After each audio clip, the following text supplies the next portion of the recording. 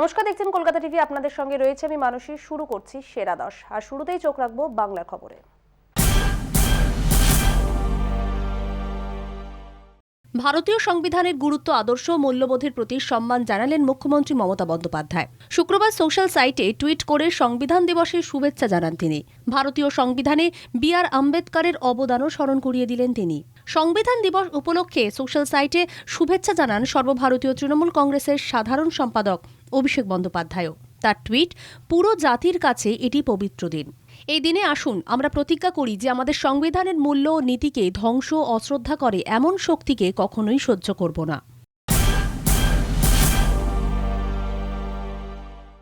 কলকাতা পুরভোটে প্রার্থী তালিকা প্রকাশ করল বামফ্রন্ট। নির্বাচনে জোট না হলেও জোটের রাস্তা খোলা রাখল বামফ্রন্ট। 144টি আসনের মধ্যে 16টি আসনে প্রার্থীর নাম ঘোষণা করা হলো না। কংগ্রেস ও আইএসএফ এর জন্য ছেড়ে রাখা হলো আসন। বিজেপি তৃণমূলের বিরুদ্ধে যারা লড়াই করতে পারবে তাদের সমর্থন করবে বলে জানানো হলো তাদের দলের তরফে। শুক্রবার সাংবাদিক বৈঠকে সিপিএম এর কলকাতা জেলা সম্পাদক কল্লোল মজুমদার পাশাপাশি বেআইনি নির্মাণ, জল ও বিদ্যুতের সমস্যা সহ একাধিক সমস্যার অভিযোগ তুলে পুরো ভোটে লড়াইয়ে নামছে বামফ্রন্ট। এবারের পুরো নির্বাচনে 50% প্রার্থীর বয়স 50 বছরের নিচে বলে জানানো হয়েছে দলের তরফে। ত্রিপুরায় বিজেপি যা করেছে পুরসভার ভোটে তৃণমূল তাই করে।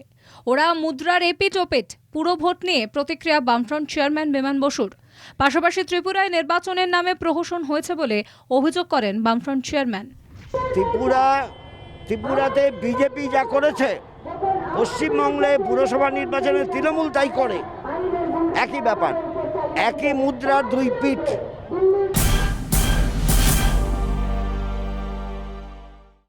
জাতীয় নির্বাচন কমিশনের কাছে হলফনামা তলব করল রাজ্য শিশু সুরক্ষা কমিশন। কমিশনের দাবি, বিধানসভা নির্বাচনে কোনো রকম করোনা বিধি মানা হয়নি, ফলে বৃদ্ধি পেয়েছে আক্রান্তের সংখ্যা। বহু শিশু ক্ষতিগ্রস্ত হয়েছে। বহু শিশু তার 2 অভিভাবককেই হারিয়েছে। ওই শিশুদের ক্ষতিপূরণ দিক জাতীয় নির্বাচন কমিশন। এই আবেদনের প্রেক্ষিতেই হলফনামা তলব। আগে মামলাটি ছিল প্রধান বিচারপতির ডিভিশন বেঞ্চে। মামলার গুরুত্ব বিচার করে একটি বিশেষ বেঞ্চ গঠনের সিদ্ধান্ত নেওয়া হয়। বিচারপতি হরিশ টন্ডন ও সৌমেন সেনের বিশেষ বেঞ্চের নির্দেশ, রাজ্য ও কেন্দ্র সরকার এ বিষয়ে তাদের বক্তব্য জাতীয় নির্বাচন কমিশনকে হলফনামা আকারে জানাবে। শিশু সুরক্ষা কমিশন যে ইলেকশন কমিশনের বিরুদ্ধে যে মামলা করেছিলেন শিশুদের কম্পেনসেশনের জন্য, সেই মামলাটিতে আজকে বিচারপতি হরিশ টন্ডন এবং বিচারপতি সৌমেন সেনের division bench election commission of India এবং ইউনিয়ন অফ ইন্ডিয়া এবং স্টেট গভর্নমেন্ট সবাইকেই এফিডেভিট দেওয়ার একটা ডিরেকশন দিলেন। আমাদের মামলার যেটা ছিল, আমাদের মামলার মূল নির্যাস হচ্ছে যে এই যে ইলেকশন যেটা হলো পশ্চিমবঙ্গে 8 ফেজে, এই 8 ফেজে কোনো প্রোটোকল প্রথম দিকে মানা হয়নি, যার ফলে কোভিড কেস একটা বিশাল রাইজ করেছে এবং তাতে বাচ্চারা সিভিয়ারলি এফেক্টেড হয়েছে। অনেক বাচ্চা মারা গেছে, অনেক বাচ্চা আছে যাদের দুজন পেরেন্টসই মারা গেছে, আবার অনেক বাচ্চা এরকমও আছে যাদের একজন পেরেন্টস মারা গেছে। তো আমরা যেটা চেয়েছিলাম এইখানে যে স্টেট গভর্নমেন্ট বা ইউনিয়ন অফ ইন্ডিয়া যে কম্পেনসেশন দিচ্ছে তার সাথে ইলেকশন কমিশনের ওপরেও একটা ডিরেকশন হোক তাদের এই কোনো ক্ষতিপূরণ দেওয়ার। এই মামলাতেই এফিডেভিট দিয়ে এবার ইলেকশন কমিশন তাদের স্ট্যান্ডটা ক্লিয়ার করবেন, সঙ্গে সঙ্গে ইউনিয়ন অফ ইন্ডিয়া এবং স্টেট গভর্নমেন্টও তাদের স্ট্যান্ডটা বলবেন এফিডেভিটের মাধ্যমে। কলকাতা পুরভোটে প্রার্থী তালিকা প্রকাশ করল তৃণমূল। নতুন মুখের খোঁজে প্রার্থী বদল হয়েছে 39টি ওয়ার্ডে। বিদায়ী কাউন্সিলরদের মধ্যে ফেরি টিকিট পেয়েছেন 87 জন। এর মধ্যে 78 জন নিজের ওয়ার্ডেই লড়বেন। ওয়ার্ড বদল হয়েছে 6 জনের। শুক্রবার কালীঘাটের সাংবাদিক বৈঠক ডেকে সম্মিলিতভাবে এই তথ্য জানান দলের মহাসচিব পার্থ চট্টোপাধ্যায়, রাজ্য সভাপতি সুব্রত বক্সী ও সাংসদ সুদীপ বন্দ্যোপাধ্যায়। এই মুহূর্তে কলকাতা পুর এলাকার 144টি ওয়ার্ডের মধ্যে 126টিতে তৃণমূলের কাউন্সিলর রয়েছেন, 18টিতে রয়েছেন বিরোধীরা। নতুন তালিকায় 6 জন বিধায়ককে ফের প্রার্থী করেছে তৃণমূল। তার মধ্যে এদিন 4 জনের নাম ঘোষণা করা হয়েছে। তারা হলেন ফিরাদ হাকিম, দেবব্রত মজুমদার, দেবাশিস কুমার ও অতীন ঘোষ। বিদায়ী বোর্ডে ফিরাদ ছিলেন মেয়র, বাকিরা মেয়র পরিষদ।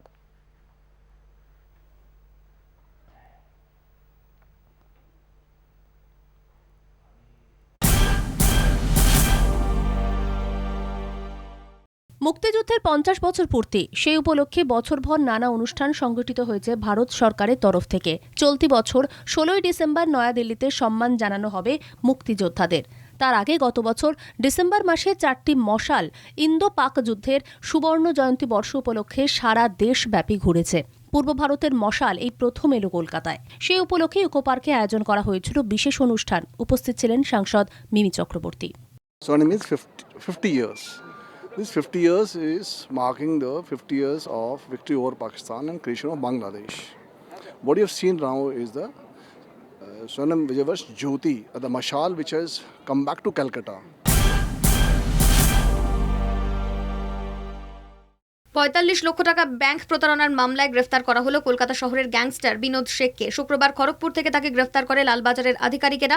যাদবপুর ও টালিগঞ্জে ভুয়ো কল সেন্টার খুলে প্রতারণার ব্যবসা চালাচ্ছিল বিনোদ। অতীতে একাধিক মাদক মামলা, তোলাবাজির সঙ্গে নাম জড়িয়েছে এই দুষ্কৃতীর। দমদম জেল ভেঙে মায়ানমারে মাদক পাচারকারী বৈখা কিমাকে পালাতে সাহায্য করেছিল শেখ বিনোদ। জামতারা গ্যাংয়ের সঙ্গেও যুক্ত ছিল সে। পুলিশ সূত্রে খবর, বেশ কিছুদিন ধরে একটি ব্যাংক জালিয়াতির কাজ চলছিল।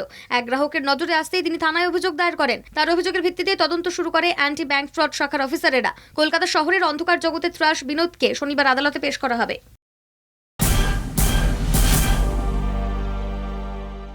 রূপডি মামলায় বেতন বন্ধের নির্দেশকে চ্যালেঞ্জ। মামলা করলেন বেতন বন্ধ হওয়া 25 জন কর্মীর মধ্যে 3 জন। নির্দেশকে চ্যালেঞ্জ করে ডিভিশন বেঞ্চে মামলা করার অনুমতি দিল আদালত। 25 জন প্রার্থীর বেতন বন্ধের নির্দেশ দিয়েছিলেন বিচারপতি অভিজিৎ গঙ্গোপাধ্যায়ের সিঙ্গেল বেঞ্চ। মামলাকারীদের দাবি, তাদের দাবি না শুনেই তাদের বেতন বন্ধের নির্দেশ দেওয়া হয়েছে। বেআইনিভাবে 542 জনের বেতন বন্ধ করা হয়েছে। এই বিষয়ে হলফনামা দিতে চাইলেও তাতে অনুমতি দেয়নি ওই বেঞ্চ। এরপর সিঙ্গেল বেঞ্চের রায়কে চ্যালেঞ্জ জানিয়ে ডিভিশন বেঞ্চের দ্বারস্থ নিয়োগ হওয়া প্রার্থীরা।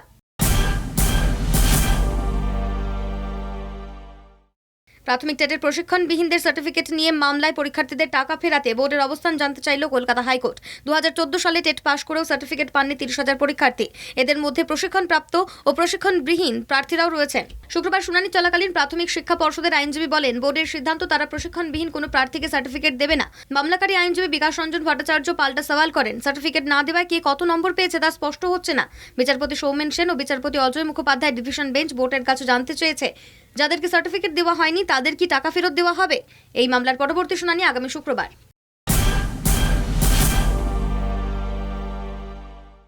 দুয়ারে রেশন মামলার বিষয়বস্তু নিয়ে বিভ্রান্তি। পাইলট প্রজেক্ট নিয়ে দুটি বেঞ্চে মামলা রেশন ডিলারদের। ইতিমধ্যে শেষ হয়ে গিয়েছে পাইলট প্রজেক্ট। কোন বিষয় নিয়ে সওয়াল হবে তা নিয়ে বিভ্রান্ত সরকার পক্ষ। শুক্রবার শুনানি চলাকালীন এজি সৌমেন্দ্রনাথ মুখোপাধ্যায় বলেন, দুয়ারে রেশন মামলায় পাইলট প্রজেক্টকে চ্যালেঞ্জ করা হয়েছে। রেশন ডিলাররা বিচারপতি অমৃতা সিনহার সিঙ্গেল বেঞ্চে মামলা করেছে। অথচ ওই প্রজেক্ট ইতিমধ্যে আইনি স্বীকৃতি পেয়েছে, অর্থাৎ গ্যাজেটেড প্রজেক্ট হয়ে গিয়েছে। যেহেতু গ্যাজেটেড প্রজেক্টকে চ্যালেঞ্জ জানানো হয়নি, তাই মামলার বিষয়বস্তু নিয়ে বিভ্রান্তি বাড়ছে। রাজ্যের আবেদনের ভিত্তিতে মামলাকারী পক্ষকে হলফনামা জমার নির্দেশ দেয় বিচারপতি মৌসুমী ভট্টাচার্যের ডিভিশন বেঞ্চ, যেখানে গ্যাজেটেড প্রজেক্ট নিয়ে কি অভিযোগ সেটা জানাতে হবে। 14 জানুয়ারি মামলার পরবর্তী শুনানি। সময় এখন ছোট্ট একটা বিরতির, ফিরে আসছি বিরতির পর।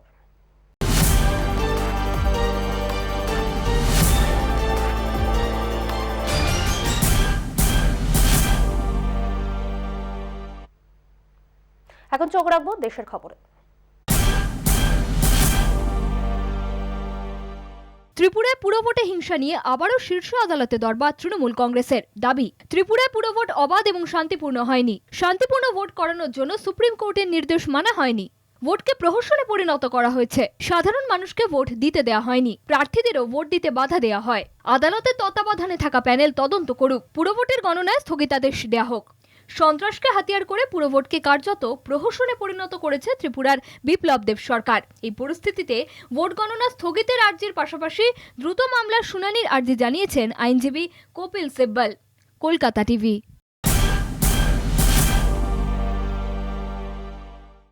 ভোটের উত্তাপ কমতে না কমতেই ফের সন্ত্রাসের আঁচ ত্রিপুরায়। সাধারণ মানুষের অভিযোগ শুনে রীতিমতো হুমকি দিচ্ছে জনপ্রতিনিধি। চুপ, বিজেপি গুন্ডাগিরি করলে তোরা থাকতে পারবি। প্রকাশ্য দিবালোকে বিপ্লব দেবের রাজত্বে হুমকি ত্রিপুরার বিজেপি নেতা সুশান্ত চৌধুরীর। ঘটনার পর কড়া প্রতিক্রিয়া জানিয়েছে তৃণমূল। গণতন্ত্রের সাধারণ মানুষই গণদেবতা, তারা ক্ষমতায় আনেন, তারাই ক্ষমতাচ্যুত করেন। বিপ্লব দেব তৈরি থাকুন, পতন অবশ্যম্ভাবী। টুইটে নিন্দা তৃণমূলের। দেখে নেব ভাইরাল সেই ভিডিও।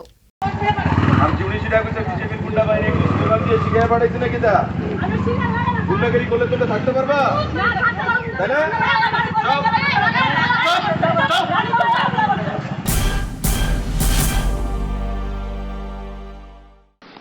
26শে নভেম্বর ভারতীয় সংবিধান দিবস।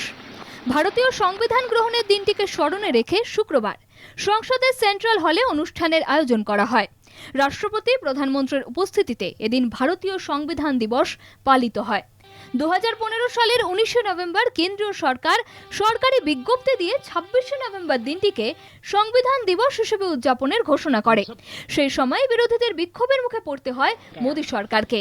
বিরোধীদের অভিযোগ ছিল বিজেপি সরকার সংবিধান মেনে চলে না, কিন্তু পিআর ইভেন্ট হিসেবে সংবিধান দিবস উদযাপন করছেন তারা।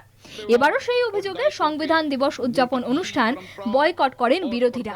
কংগ্রেস, তৃণমূল, আরজেডি, শিবসেনা সহ বিরোধী দলের প্রতিনিধিরা এদিন অনুষ্ঠানে যোগ দেননি।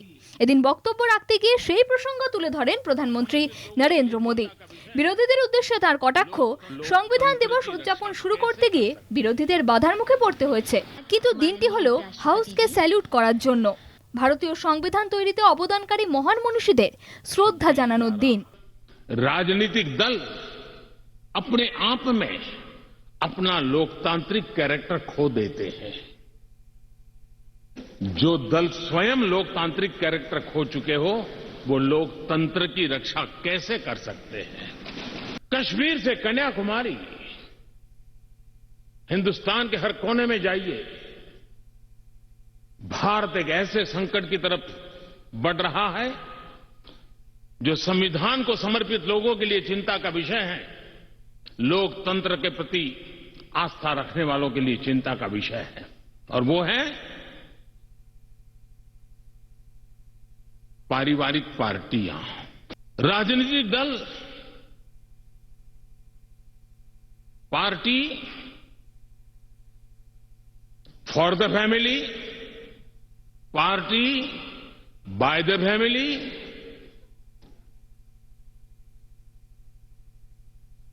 अब आगे कहने की जरूरत मुझे नहीं लगती है। পেরিয়ে গেছে 13 বছর, তবু আজও মনে টাটকা সেদিনের সেই ক্ষতচিহ্নের স্মৃতি। 2008-এর 26শে নভেম্বর টানা 4 দিন ধরে রক্তস্রোত বয়ে যায় দেশের বাণিজ্য নগরী মুম্বাইতে। পাক মদতপুষ্ট জঙ্গি হানায় প্রাণ গিয়েছিল 28 জন বিদেশি নাগরিক সহ 168 জনের। 13 বছর আগে সেদিনের হামলায় শহীদদের স্মরণ করলেন আপামর দেশবাসী। রাষ্ট্রপতি থেকে শুরু করে প্রধানমন্ত্রী, স্বরাষ্ট্রমন্ত্রী, প্রতিরক্ষা মন্ত্রীরা শহীদদের স্মরণ করেছেন। সেদিনের হামলায় নিহতদের কোনোভাবে ভোলা যাবে না, টুইট করেন বিদেশমন্ত্রী এস জয়শঙ্কর। শহীদ ও শহীদদের পরিবারের প্রতি শ্রদ্ধা জ্ঞাপন করেন কংগ্রেস নেতা রাহুল গান্ধী। आज 26/11 हमारे लिए एक ऐसा दुखद दिवस जब देश के दुश्मनों ने देश के भीतर आकर के मुंबई में वह ऐसी आतंकवादी घटना को अंजाम दिया। भारत के संविधान में सूचित देश के सामान्य मानव की रक्षा की जिम्मेवारी के तहत अनेक हमारे वीर जवानों ने उन आतंकवादियों से लोहा लेते लेते अपने आप को समर्पित कर दिया, सर्वोच्च बलिदान दिया। मैं आज 26/11 को उन सभी बलिदानियों को भी आदरपूर्वक नमन करता हूं।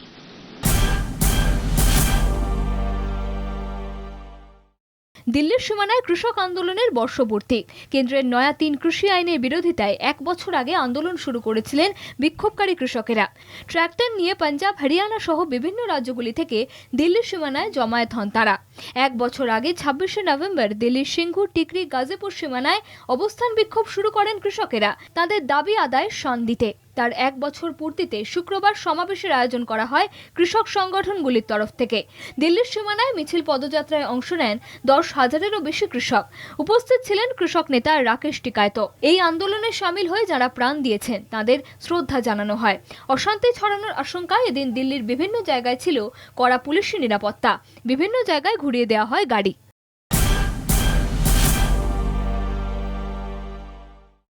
দুর্গ উধামপুর এক্সপ্রেসে ভয়াবহ আগুন। শুক্রবার বিকেল 4টে নাগাদ রাজস্থানের ধৌলপুর ও মধ্যপ্রদেশের মোরেনার মাঝে অগ্নিকাণ্ডের ঘটনা ঘটে।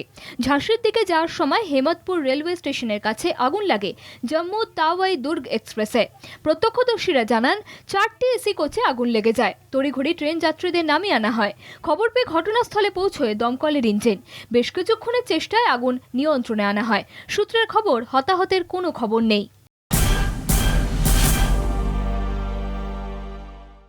দিল্লি পুলিশ কমিশনার নিয়োগ নিয়ে কেন্দ্র ও আইপিএস রাকেশ আস্থানাকে নোটিশ। শীর্ষ আদালতের এক এনজিও সংস্থার আবেদনে নোটিশ পাঠালো সুপ্রিম কোর্ট। দিল্লির পুলিশ কমিশনার হিসেবে আইপিএস অফিসার রাকেশ আস্থানাকে নিয়োগ করার সিদ্ধান্ত নিয়েছে কেন্দ্র। এর বিরোধিতা করে দিল্লি হাইকোর্টে মামলা করা হয়। তবে দিল্লি হাইকোর্ট এই মামলায় জানিয়ে দেয়, দিল্লি পুলিশ কমিশনার হিসেবে রাকেশ আস্থানা নিয়োগে কোনো অবৈধতা নেই। দিল্লি হাইকোর্টের রায়ের বিরোধিতা করে সুপ্রিম কোর্টের দ্বারস্থ হয় এনজিও সংস্থা। শুক্রবার এনজিও সংস্থার আবেদন মেনে মামলার শুনানি শুনতে রাজি হয়েছে শীর্ষ আদালত। কেন্দ্র ও আইপিএস রাকেশ আস্থানাকে নোটিশ পাঠানো হয়েছে। কেন্দ্র রাকেশ আস্থানার পক্ষ থেকে আদালতে উপস্থিত আইনজীবীরা জানিয়েছেন 2 সপ্তাহের মধ্যে উত্তর দেবেন তারা। সময় এখন ছোট্ট একটা বিরতি, ফিরে আসছি বিরতির পর।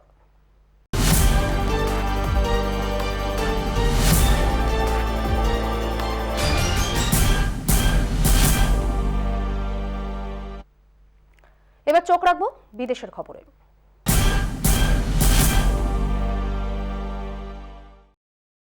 করোনার নয়া রূপের হদিশ মিলল ইসরায়েলে। দক্ষিণ পূর্ব আফ্রিকা থেকে আসা এক ব্যক্তির দেহে মিলেছে করোনার নয়া স্ট্রেনের খোঁজ। ইসরায়েলের প্রধানমন্ত্রী নাফতালি বেনেট জানিয়েছেন, দেশ নতুন করে জরুরি অবস্থার মুখে। বাড়ছে করোনার নয়া রূপে আক্রান্ত রোগীর সংখ্যা। তাদের আইসোলেশনে রাখা হয়েছে। বিশেষজ্ঞরা বলছেন, দক্ষিণ আফ্রিকার স্ট্রেনের থেকেও এই স্ট্রেনটি আরও ভয়ঙ্কর। ইসরায়েলে করোনার নয়া রূপের সন্ধান মেলার পর তড়িঘড়ি স্বাস্থ্য দফতরের সঙ্গে বৈঠকে বসেন বেনেট। জারি করা হয়েছে কড়া কোভিড বিধি। দেশবাসীকে আতঙ্কিত না হয়ে সতর্ক থাকার পরামর্শ দিয়েছেন তিনি।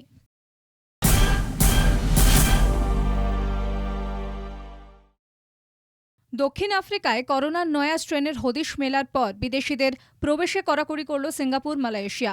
বিশেষ করে গত এক সপ্তাহে যারা আমেরিকা কিংবা ব্রিটেন, ইউরোপ থেকে এসেছেন তাদের রাখা হয়েছে বিশেষ নজরদারিতে। 21 দিনের কোয়ারেন্টাইনে থাকতে হবে তাদের। তবে মালয়েশিয়া, যে 7 দেশে করোনার নয়া প্রজাতির সন্ধান মিলেছে, সেখান থেকে বিদেশিদের প্রবেশে নিষেধাজ্ঞা জারি করেছে।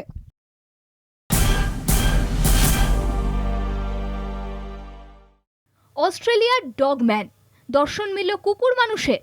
হ্যাঁ, ঠিকই শুনছেন। নিভৃতে মাছ ধরতে হ্রদের ধারে গিয়েছিলেন জন।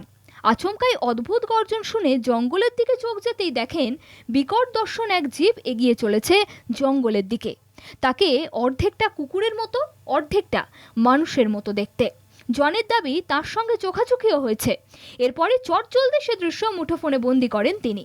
প্যারানর্মাল সোসাইটির কাছে নিজের অভিজ্ঞতার কথা জানান জন। দেখান ছবিও।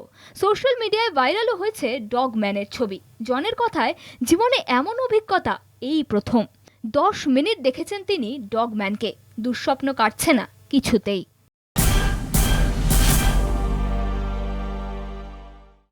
সুনামি দেখেছেন তো সকলেই, কিন্তু কাদার সুনামি জানেন কি? উত্তর ব্রাজিলের বিস্তীর্ণ অংশ জুড়ে মার্চ সুনামিতে ঘরছাড়া 50 মিলিয়ন মানুষ, মৃত 19। কোথাও আবার গাছের ডালে আটকে মৃতদেহ। কয়েক ফুট উচ্চতার কাদা স্রোত ভাসিয়েছে জমি জমা ঘরবাড়ি। নিখোঁজ বহু। প্রায় 6000 মানুষ দিন কাটাচ্ছেন খোলা আকাশের নিচে। বিপর্যয় মোকাবিলা দলের সদস্যরা উদ্ধার কাজে নেমেছেন। উত্তর ব্রাজিলের মাইলের পর মাইল এলাকা ডুবে কয়েক ফুট কাদার আস্তরণে। বিজ্ঞানীরা বলছেন, সাধারণত ইন্দোনেশিয়া সুনামির সময় থকথকে কাদা স্রোত দেখা যায়, কিন্তু ব্রাজিলে মার্চ সুনামি গত 10 বছরে এই প্রথম।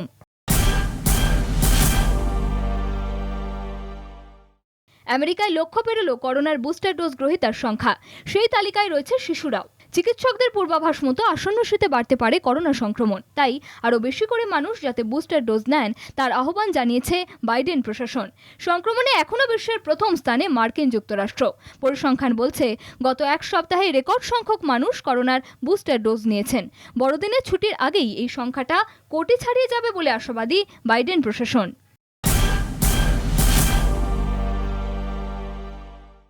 দোহায় তালিবান ও মার্কিন যুক্তরাষ্ট্রের বৈঠককে স্বাগত জানালো পাকিস্তান। ইসলামাবাদ জানিয়েছে কাবুলে ত্রাণ পাঠাতে বিশ্বের কাছে আর্জি জানিয়েছে রাষ্ট্রপুঞ্জ। আমেরিকা এই কাজে সহায়তা করলে তাকে স্বাগত জানাবে পাকিস্তান। আফগানিস্তানের বিদেশ মন্ত্রকের মুখপাত্র আসিম ইফতিকার বলেন, গঠনমূলক আলোচনা হয়েছে মার্কিন প্রতিনিধি টম ওয়েস্টের সঙ্গে। সন্ত্রাসবাদ, মানবিক সাহায্য নিয়ে কথা হয়েছে বলে সূত্রের খবর। তবে আমেরিকা ত্রাণ পাঠাবে কিনা তা নিয়ে কিছু জানায়নি তালিবান। সেরা 10 এখন এই পর্যন্তই। দেখতে থাকুন কলকাতা টিভির রাত দিন 7 দিন।